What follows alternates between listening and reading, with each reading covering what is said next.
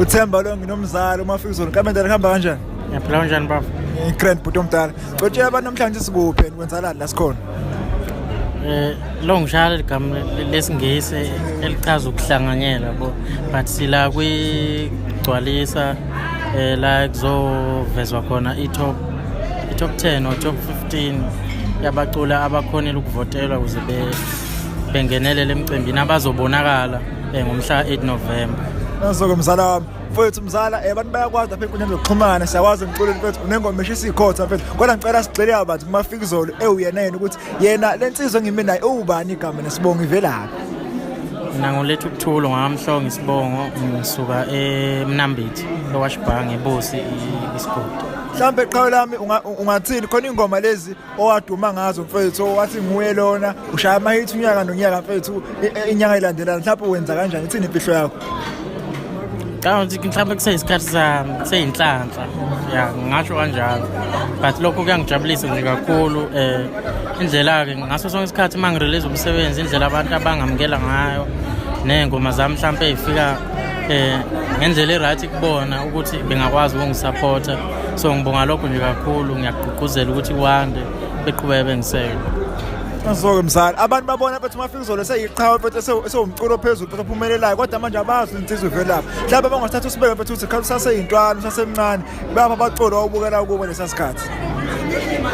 Ngangithanda ukulalela umculo kaBhuti uMjikijelo icala ikakhulukazi lapha kuMangcukumane nje lapho ngangigxila khona kakhulu because ngangithanda umculo wawuhluke kakhulu ke aMangcukumane kumaskandi style indlela obeat abakhompoza ngazo izinto efana nalezo so ngisho ngithi kwakuyicala njengamanje mfethu la sihamba khona South Africa yonke mfethu kuthiwa mfethu zonqengonyoko mfethu yonke indawo mfethu sinqengonyoko bhuti wami ingoma yenza hle kakhulu mfethu einkundleni mfethu ushaya mfethu o12 million views Spotify ihamba yodwa mfethu lapho ungadlulisa amapha amazwi okubonga abantu abakwesekayo.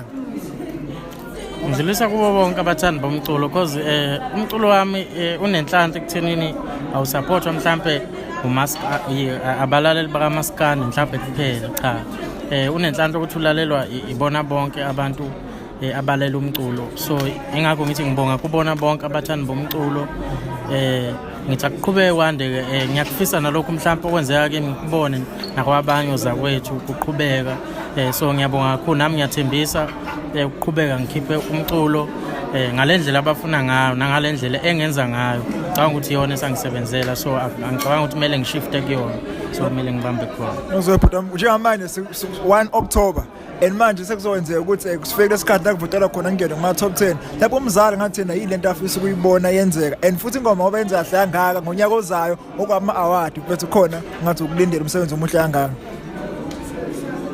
Lucky ke ingoma leyo uqale wakhuluma ngayo ngathi ngoye i-album le inominatiwe ongixolele ngalokho asifundanga so ngisethubeni nje lapha kumaSADMA ukuthi kwi-best album mhlawumbe ngithole nami okuyindondwana ngomsebenzi wami so i-album leyo ya last year so kulonyaka lona ke abantu balokhu bevele njalo ngokuthi song of the year yebo sho njalo song of the year so ngangakubhekile ke lokho ukuthi kusengaze kwenzeke ngalesikhathi ngangakubhekile ukuthi ngaze kwenzeke manje izinto zami ziphuthume kakhulu nami ngendlela ezingithusa ngayo kuyashesha nje emculweni kungihambela kahle so ingakho ngithi sengibeka kubona yebo ngiyakufisa but ngangikufisa mhlawumbe ngalesikhathi ngangazi ukuthi kungaze kwenzeka ngalesikhathi yebo kakhulu bhuti omdala siyabonga.